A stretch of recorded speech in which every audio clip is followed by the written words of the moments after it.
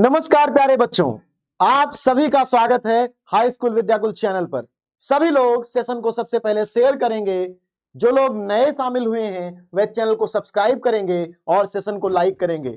और उसके बाद आज हम हिंदी का सबसे कंट्रोवर्शियल टॉपिक पढ़ेंगे, निबंध लेखन। दुनिया में सबको लगता है कि निबंध लिखना बहुत कठिन है, लेकिन मुझे निबंध से सहज कोई विधा नहीं लगती। आप खुद सोचिए, जहां आप कुछ भी लिख सकते हो उससे अच्छा प्लेटफॉर्म क्या हो सकता है, उससे अच्छी विधा क्या हो सकती है। तो ये आपके परीक्षा के लिए बहुत महत्वपूर्ण है। और आपके ही क्यों, हिंदी के अंतर्गत होने वाली सभी परीक्षाओं में ये निबंध लेखन बहुत महत्वपूर्ण एक विषय है। तो आज हम समझेंगे निबंध कैसे लिखें, सभी परीक्षाओं के लिए महत्वपूर्ण है। मेरा नाम ऋषि द्विवेदी है। आप ज्वाइन कर चुके हैं हाई स्कूल विद्याकुल चैनल, आ चुके हैं हाई स्कूल विद्याकुल चैनल पर। इस सेशन को शेयर करना है, चैनल को सब्सक्राइब करना है। तो आइए देखते हैं निबंध क्या है। किसी भी विषय को समझने से पहले हम उसकी परिभाषा जानते हैं, समझते हैं कि आखिर वो है क्या, और उसी के आधार पर हम उन चीजों को समझते हैं। तो सभी लोग ज्वाइन कर लें, सभी लोग चैनल को सब्सक्राइब कर लें, सेशन को लाइक कर लें और हम शुरू करते हैं। साथ ही एक महत्वपूर्ण सूचना, आपको पता है कि हमारे YouTube पर जितनी क्लासेस हो रही हैं सभी क्लासेस का एक क्विज विद्याकुल ऐप पर अवेलेबल होता है। जैसे ही आप क्लास खत्म करते हैं आपको तुरंत विद्याकुल ऐप पर जा करके उस क्विज को अटेंड करना होता है। यह बिल्कुल महत्वपूर्ण और मैंडेटरी व्यवस्था है जो आपकी परीक्षा में आने वाले बहुविकल्पीय प्रश्नों के लिए आपको बहुत सहज और बहुत तैयार करती है। तो इसको जो क्विजेस हैं आपको उनको सॉल्व करना ना भूलें, वह आपकी परीक्षा में आपको अच्छा नंबर दिलाएंगी। तो आइए चलते हैं और समझते हैं आखिर क्या है परिभाषा निबंध की। निबंध है क्या? निबंध एक गद्य विधा है। क्या है? निबंध एक गद्य विधा है। गद्य क्या है? गद्य जो हम लोग रोजमर्रा के बातचीत के लिए जो भाषा इस्तेमाल करते हैं उसे गद्य कहते हैं। गद्य में कविता, गद्य में कहानी, उपन्यास आदि लिखा जाता है। और एक विधा उसमें निबंध की भी लिखी जाती है, जिसमें निबंधकार किसी भी विषय को अपने व्यक्तित्व का अंग बनाकर, मैंने आपसे कहा लोग कहते हैं निबंध बहुत कठिन है, लेकिन जब मुझे खुद ही लिखना है तो कठिन कैसे? व्यक्तित्व का अंग बनाकर स्वतंत्र रीति से, किसी के दबाव में नहीं, स्वतंत्र होकर स्वतंत्र रीति से अपनी लेखनी चलाता है। निबंध दो शब्दों निबंध, नी मतलब नी प्लस बंध। निबंध का अर्थ होता है ठीक से बांधना। नी उपसर्ग लगा है, बंध यानी बांधना से मिलकर बना है, जिसका अर्थ है भली प्रकार कसा या बंधा हुआ। कोई ऐसी लेखन कला जो भली प्रकार विचार करके कस कर बांधी गई हो, किसी एक व्यक्ति के द्वारा, किसी दूसरे का इसमें हस्तक्षेप नहीं होता। आप लोग बहुत ध्यान से सुने, जो भी आपको नहीं समझ में आए आप कमेंट सेक्शन में कमेंट कर दें, हम आपको बता देंगे। इस प्रकार निबंध साहित्य की वह रचना है जिसमें लेखक अपने विचारों को पूर्णतः मौलिक रूप से, बार बार मैं कह रहा हूं, निबंध जब आप लिख रहे होते हैं तो सिर्फ और सिर्फ अपने विचार लिखते हैं, किसी और का उसमें कोई योगदान नहीं होता। इस प्रकार निबंध साहित्य की वह रचना है जिसमें लेखक अपने विचारों को पूर्णतः मौलिक रूप से इस प्रकार श्रृंखलाबद्ध करता है कि उनमें सर्वत्र तारतम्यता दिखाई देती है। क्या है तारतम्यता? प्रवाह, सलिलता। जब आप कोई चीज पढ़ना शुरू करते हैं तो पढ़ने में एक लय बनती है, उस लय को तारतम्यता कहते हैं। तो वह तारतम्यता दिखाई देती है। आचार्य रामचंद्र शुक्ल ने कहा है कि यदि गद्य यानी यदि पद्य, आचार्य रामचंद्र शुक्ल कहते हैं कि यदि पद्य यानी कविता कवियों की कसौटी है तो गद्य किसकी कवि निबंध क्या है? निबंध गद्य की कसौटी है। जब कोई व्यक्ति निबंध लिखता है तो यह पता चलता है कि उसे भाषा के विषय में कितना मालूम है। तो आज हम लोग पढ़ रहे हैं निबंध। सभी लोग सेशन को शेयर कीजिए, सब्सक्राइब कीजिए चैनल को, जो लोग जुड़ चुके हैं सेशन को लाइक कीजिए, और सबको, जो लोग निबंध लिखना सीखना चाहते हैं सबके साथ ये सेशन साझा कीजिए, निबंध की ये परिभाषा साझा कीजिए। और इस सेशन को देखने के बाद विद्याकुल ऐप पर जाइए। विद्याकुल ऐप पर अगर आप अब तक नहीं गए हैं तो प्ले स्टोर से विद्याकुल ऐप डाउनलोड कीजिए और वहां जाइए, क्विज डाउनलोड की, क्विज को सॉल्व कीजिए और अपनी योग्यता देखिए कि आप कितना पढ़कर सीख पाए हैं। कॉफी पीते रहना चाहिए, दिमाग खुला रहता है। अब निबंध की परिभाषा हमने जान ली कि आखिर निबंध है क्या। निबंध एक मौलिक लेखन की विधा है। मौलिक मतलब जो मूल रूप से मुझसे पैदा हुआ हो उसकी विधा है। अब जाहिर तौर पर इसकी कुछ विशेषताएं होंगी, तो आइए चर्चा कर लेते हैं। किसी भी चीज की परिभाषा के बाद उसकी विशेषता ही जानी जाती है। जैसे आप अपने दोस्त से, आपका दोस्त किसी आपके दोस्त अपने दोस्त से आपको मिलवाता है तो क्या बताता है, ये इनका नाम ये है, उसके बाद इनकी क्वालिटी बताता है, ये इन चीजों में अच्छे हैं। तो आइए निबंध की क्वालिटी जानते हैं। निबंध में विषय के अनुरूप भाषा होनी चाहिए। क्या? विषय के अनुरूप भाषा। निबंध लिखते समय वर्तनी की शुद्धता तथा विराम चिन्हों का यथास्थान ध्यान रखा जाना चाहिए। किसका? विराम चिन्हों का, वर्तनी का। जिन लोगों ने वर्तनी और विराम चिन्ह की क्लास नहीं देखी है, हाई स्कूल विद्याकुल चैनल पर वो क्लास पड़ी हुई है। आपको सीखना चाहिए कि वर्तनी कौन सी शुद्ध है, विराम चिन्ह कौन सा शुद्ध है, उसका ध्यान निबंध में जरूर रखें। निबंध ही क्यों, जितना भी लेखन कार्य आप करते हो, कोई प्रश्न लिखते हो, कोई उत्तर लिखते हो, निबंध वहां पर वर्तनी और मात्रा की गलती नहीं होनी चाहिए। निबंध में वर्णित विचार एक दूसरे से संबद्ध होने चाहिए।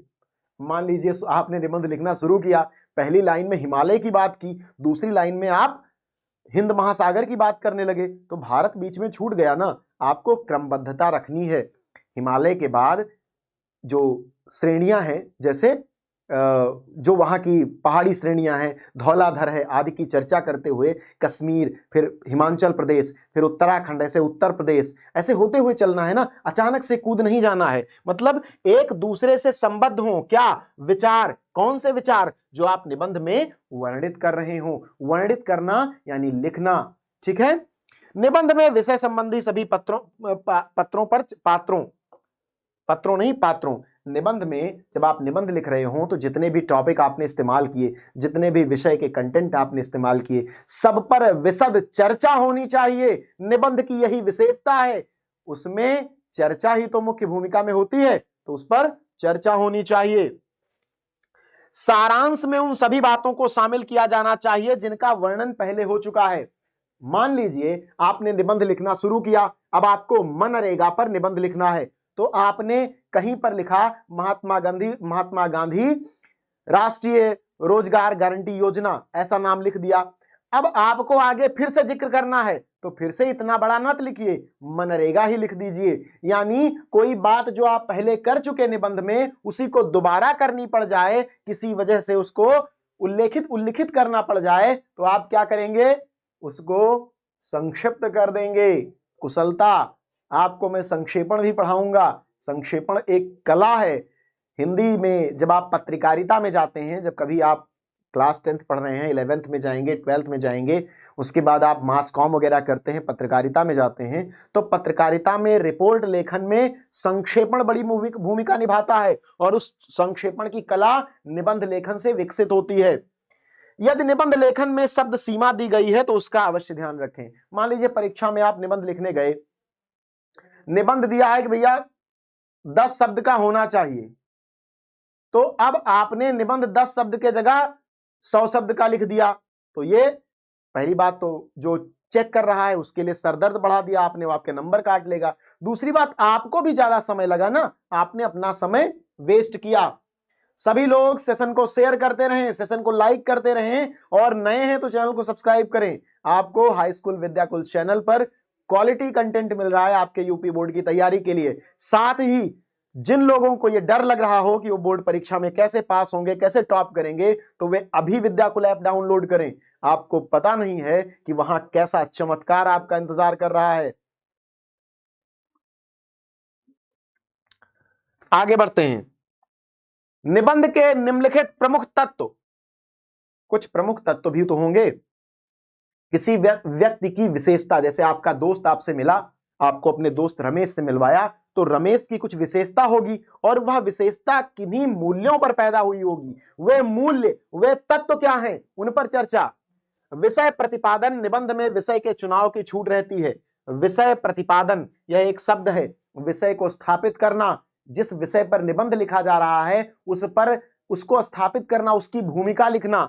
तो निबंध में विषय के चुनाव की छूट रहती है, परंतु विषय का प्रतिपादन आवश्यक है। प्रतिपादन मतलब उसको समझाना जो आप विषय करने जा रहे हैं। भाव तत्व, दूसरा बिंदु है भाव तत्व। भाव तत्व होने पर ही कोई रचना निबंध की श्रेणी में आती है, अन्यथा वह मात्र लेख बनकर रह जाती है। आपका उद्देश्य निश्चित होना चाहिए। आप निबंध लिखने जा रहे हैं, मान लीजिए मनरेगा पर निबंध लिखने जा रहे हैं, तो मनरेगा पर निबंध लिखने के लिए आपका जो माहौल, या मान लीजिए गरीबी की समस्या पर निबंध लिखने जा रहे हैं, तो निबंध लेखन में गरीबी की समस्या पर उपजा विमर्श किस हद तक आपके उद्देश्य में समाया हुआ है, किस आधार पर आप उसकी विवेचना करते हैं, यह उसे निबंध बनाएगा, अन्यथा वह एक सामान्य लेख बनकर रह जाएगा। भाषा शैली सबसे महत्वपूर्ण तत्व क्या है? भाषा शैली सबसे महत्वपूर्ण तत्व है। निबंध की शैली के अनुरूप ही उसमें भाषा का प्रयोग होता है। अब सपोज कीजिए, समझिए, आप गांव के किसी बात को शामिल करना चाहते हैं अपने निबंध में और आप उसे अंग्रेजी में लिख रहे हैं, तो कैसे समझ में आएगा सामने वाले को? यानी जैसा निबंध का विषय वैसी भाषा। निबंध एक शैली में भी लिखा जा सकता है तथा उसमें अनेक शैलियों का सम्मिश्रण भी हो सकता है। निबंध सामान्य रूप से भी लिखा जा सकता है कि भैया ये निबंध है, लिख लो, ठीक, एक ही टाइप से लिख लिया, एक ही मोनोटोनस वे में, मतलब एकात्मक वे में लिख लिया, एक ही शैली का प्रयोग किया, और कई बार कई शैलियां, भावात्मक शैली, विवेचनात्मक शैली, वर्णनात्मक शैली, सारी शैलियों का समावेश कर दिया, तो वो निबंध को और रोचक बना देता है। लेकिन बस वही बात, आपके निबंध में जो रचनात्मकता है, जो कलात्मकता है, जो लयात्मकता है, वह बरकरार होनी चाहिए, नहीं तो निबंध 4 लाइन में भी बोर कर देने वाला होता है। अगला बिंदु जो देखते हैं तत्व के रूप में है, वह स्वच्छंदता है। निबंध में लेखक की स्वच्छंद वृत्ति दिखाई देनी चाहिए, परंतु भौतिकता भी बनी रहनी चाहिए। मतलब मैंने आपसे बताया कि निबंध लेखन मौलिक होने का एक उदाहरण है। आप जब मौलिक होते हैं तब निबंध लिखते हैं। अब आप मौलिक हैं तो निबंध लिख रहे हैं, आप मौलिक नहीं होते तो निबंध नहीं लिखते। लेकिन मौलिक होते हुए आप अपने को बढ़ा चढ़ा मत दीजिए। आप मनुष्य होकर ही किसी शब्द का, किसी बिंदु का विवेचन कीजिए, उसको समझिए। व्यक्तित्व की अभिव्यक्ति क्या है? यह निबंध में लेखक के व्यक्तित्व की झलक अवश्य होनी चाहिए। जैसे मैं गांव का रहने वाला हूं, मैं निबंध लिखूं और गांव के किसी समस्या पर लिखूं, तो मेरी अभिव्यक्ति नजर आनी चाहिए, मेरा दर्द दिखना चाहिए निबंध में, मेरी समझ दिखनी चाहिए, वह है व्यक्तित्व की अभिव्यक्ति। ऐसे ही है संक्षिप्तता, सबसे महत्वपूर्ण। मैंने अब संक्षेपण पर चर्चा की। निबंध में संक्षिप्तता उसका अनिवार्य गुण है। निबंध में संक्षिप्तता अवश्य होनी चाहिए, यह उसका अनिवार्य गुण है। बिना संक्षिप्तता के निबंध एक मतलब बहुत वृहद हो जाएगा, 10 पन्ने में हो जाएगा, कोई पढ़ना नहीं चाहेगा। देखिए क्या होता है, जब आप कुछ लिखते हैं, किसके लिए? परीक्षक के लिए, तो आपके लेखन में ऐसी रचनात्मकता होनी चाहिए कि परीक्षक पढ़ने पर मजबूर हो जाए, क्योंकि अगर उसने पढ़ा नहीं तो जनरल नंबर दे देगा। इसीलिए मैं कहता हूं कि यह क्लास इतनी इंपॉर्टेंट है कि आप अपने सभी सहपाठियों के साथ इसे शेयर कीजिए, इस सेशन को शेयर कीजिए, हाई स्कूल विद्याकुल चैनल को पर लाइए सबको और उन्हें समझाइए कि निबंध कैसे लिखा जाता है। निबंध ऐसे ही नहीं लिख दिया जाता, निबंध की ये विशेषताएं आपको ध्यान रखनी चाहिए। आइए आगे चलते हैं।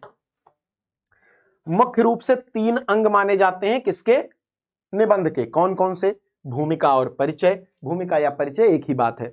विस्तार और उपसंहार यानी समाप्ति। भूमिका क्या है? जब आप कोई विषय चुनते हैं तो विषय समझाना भी तो पड़ता है। मान लीजिए मैं लिखने जा रहा हूं प्रदूषण पर एक निबंध, तो प्रदूषण क्या है पहले ये बताऊंगा, वही परिचय हो गया। यह निबंध का आरंभ होता है, इसलिए भूमिका आकर्षक होनी चाहिए जिससे पाठक पूरे निबंध को पढ़ने हेतु प्रेरित हो। पाठक कौन है आपके संबंध में? आपके सापेक्ष पाठक आपका परीक्षक है, उसे पढ़ने के लिए मजबूर करना है। बढ़िया 2-3 लाइन 50 शब्दों में जबरदस्त भूमिका लिखिए प्रदूषण की। क्या है प्रदूषण, क्यों है प्रदूषण, उसके बाद विस्तार पर आ जाइए। विस्तार यानी अब पूरा निबंध, कितने प्रकार के प्रदूषण होते हैं, किस किससे होते हैं, क्या क्या होना चाहिए, क्यों क्यों क्या क्या नहीं होना चाहिए। भूमिका के पश्चात निबंध का विस्तार शुरू होता है। इस भाग में निबंध के विषय से संबंधित प्रत्येक पक्ष का अलग अलग अनुच्छेदों में वर्णन किया जाता है। प्रत्येक अनुच्छेद की अपने पहले तथा अगले अनुच्छेद से संबद्धता अनिवार्य है। इसके लिए विचार क्रमबद्ध होने चाहिए। अनुच्छेद यानी पैराग्राफ। तो जब आप विस्तार दे रहे हो तब हर पैराग्राफ एक दूसरे से जुड़ा हुआ होना चाहिए। एक ईर घाट तो दूसरा पीर घाट नहीं होना चाहिए। निबंध की यह विशेषता मैं बार बार कह रहा हूं। आपको मैं टेलीग्राम ग्रुप में कुछ सैंपल निबंध अवेलेबल करवा दूंगा, खुद का लिखा, मैं खुद से लिख करके डाल दूंगा, आप ठीक से उनको पढ़कर समझ लीजिएगा। यहां तो हम बात कर रहे हैं निबंध के बारे में। और आप सभी लोग जो इस चैनल पर हैं, सेशन को शेयर करें, सेशन को लाइक करें और चैनल को सब्सक्राइब करें। आगे बढ़ते हैं। निबंध कितने प्रकार का होता है? अब अभी तक तो हमने जाना कि निबंध में क्या क्या मुख्य बिंदु होते हैं, लेकिन अब निबंध को उनके प्रकारों के आधार पर समझते हैं। तो 4 प्रकार के निबंध होते हैं। वर्णनात्मक, जहां वर्णन किया जाए। विवरणात्मक, हम समझेंगे एक एक करके। विवरणात्मक, विचारात्मक और भावात्मक। अब आगे बढ़ते हैं, आइए पहला समझते हैं। वर्णनात्मक निबंध। वर्णनात्मक निबंध में स्थान, वस्तु, दृश्य आदि का क्रमबद्ध वर्णन किया जाता है। जैसे त्योहारों पर लिखा गया निबंध, दिवाली कैसे मनाई जाती है, रक्षाबंधन कैसे मनाया जाता है, होली कैसे मनाई जाती है, या वर्षा ऋतु आदि पर निबंध कि वर्षा ऋतु कैसे आती है, कैसे पानी बरसता है। ऐसे ही विवरणात्मक निबंध। विवरणात्मक निबंधों में विषय से संबंधित घटनाओं, व्यक्तियों, यात्राओं, उत्सवों आदि का विवरण प्रस्तुत किया जाता है। जैसे पंडित जवाहरलाल नेहरू पर निबंध, यात्रा पर निबंध, कहीं जाने पर तो विवरण कि वहां जाते हुए क्या देखा, कहां पुल देखा, कहां घाटियां देखी, कहां शिखर देखा, इसकी बात। अगला है विचारात्मक। जिन निबंधों में किसी समस्या, विचार, मनोभाव आदि को विश्लेषणात्मक या व्याख्यात्मक शैली में प्रस्तुत किया जाता है, वे विचारात्मक निबंध होते हैं। जैसे नशाखोरी पर, विज्ञान से लाभ पर। नशाखोरी पर आप अपने विचार व्यक्त कर रहे हैं कि नशाखोरी क्यों गलत है, ये आपके विचार व्यक्त हो रहे हैं, तो ये विचारात्मक हो जाएगा। चौथा है भावात्मक। जिन निबंधों में भाव तत्व प्रधान होता है वे भावात्मक निबंध कहलाते हैं। जैसे परोपकार, साहस, पर उपदेश, कुशल बहुतेरे आदि पर निबंध लिखते हैं आप, तो उसमें भावनाएं डालते हैं, और जब भावनाएं डालेंगे तो वो भावनात्मक निबंध की श्रेणी में आ जाएगा। अब निबंध लिखते समय, क्योंकि आप कक्षा 10 के छात्र हैं, कक्षा 9 के छात्र हैं, आपको निबंध लिखने में कुछ सावधानियां भी बरतनी हैं, और वे सावधानियां यहां लिख दी गई हैं। इसे गांठ बांध लीजिएगा और अपने सभी दोस्तों के साथ इसे शेयर कीजिएगा। प्रश्न पत्र में दिए गए शब्दों की सीमा का ध्यान रखें। प्रश्न पत्र 100 शब्द में लिखने कहा गया है, तो 80 से 110 के बीच में लिखिए। भाषा की शुद्धता का ध्यान जरूर रखें। विराम चिन्ह का यथास्थान प्रयोग करें। निबंध लेखन में मौलिकता अवश्य होनी चाहिए, मतलब आपके विचार अवश्य हों। विषय को अनावश्यक विस्तार से बचें। विषय के अनावश्यक विस्तार से बचें, मतलब 4-5 पन्ने नहीं लिख देने किसी विषय पर। शब्द सीमा ध्यान रहे, परीक्षा के लिए बहुत महत्वपूर्ण है। परीक्षक नंबर काट लेगा और आपका समय भी खराब होगा। निबंध के प्रारंभ या अंत में किसी सूक्ति, उदाहरण, सुभाषित या काव्य पंक्ति के प्रयोग से निबंध आकर्षक बन जाता है। मतलब कोई कविता, कोई छोटा सा उदाहरण, कोई संस्मरण जरूर लिखें। विचारों की क्रमबद्धता का ध्यान रखें, मतलब ऐसे वही मैंने कहा नहीं कि एक ईर घाट एक वीर घाट, ऐसा नहीं रखें। एक क्रमबद्धता रखें, एक विचार का एक तरीके से, एक रचनात्मकता, एक लयात्मकता क्रिएट करें। आवश्यकता अनुसार मुहावरों एवं लोकोक्तियों का प्रयोग करें। मुहावरों और लोकोक्तियों से क्या होता है, आपका जो निबंध है वो आकर्षक बनता है, लोग पढ़ते हैं। ये तो हमारा निबंध के बारे में बात हो गई। निबंध क्या है, निबंध के तत्व क्या हैं, अंग क्या हैं, निबंध कितने प्रकार का होता है, उनके प्रकारों की व्याख्या, और निबंध लिखते समय सावधानी क्या बरती जाए। अब आपकी परीक्षा में किन किन प्रकार के निबंध आएंगे? वैज्ञानिक आएंगे, सामाजिक, धार्मिक, सांस्कृतिक, आर्थिक, जनसंख्या, स्वास्थ्य, शिक्षा, पर्यावरण, यातायात के नियम। इन सभी को पढ़ने के लिए मैं आपको टेलीग्राम पर कुछ निबंध आपके साथ साझा कर दूंगा, आप वहां से पढ़ लीजिएगा। बाकी बहुत अच्छे से क्लास करना चाहते हैं तो विद्याकुल ऐप डाउनलोड कीजिए। हमारा एक बैच कंप्लीट हो चुका है, हम रिवीजन करने वाले हैं, रिवीजन बैच आ चुका है। जल्दी आपका रिवीजन शुरू हो जाएगा और आप बहुत अच्छे से चीजों को समझकर टॉपर बन पाएंगे अपने हाई स्कूल की परीक्षा में। यकीन मानिए 1 से 2 महीने आप विद्याकुल ऐप पर दीजिए, आप अपने में बहुत बड़ा बदलाव देखेंगे, बहुत बड़ा अचीवमेंट आप प्राप्त करेंगे। अगर आपने इन 2 महीनों में, जो कि आपकी परीक्षा से पहले के हैं, आज से जो 3 महीने आपके पास बचे हैं, वह गारंटी है मेरी कि यदि आप विद्याकुल ऐप डाउनलोड करते हैं और वहां से रिवीजन बैच ज्वाइन कर लेते हैं तो आपको जो लाभ मिलेगा वह आजीवन आपको याद रहेगा। तो ये हमारा निबंध की हमारी क्लास थी। हमने निबंधों के बारे में जाना, उसके सभी प्रकारों के बारे में जाना। आप सभी लोग इस सेशन को आवश्यक व्यक्तियों तक को साझा कीजिए, सेशन को लाइक कीजिए, चैनल को सब्सक्राइब कीजिए और बने रहिए हमारे हाई स्कूल विद्याकुल चैनल के साथ। बहुत बहुत धन्यवाद। शुभ रात्रि।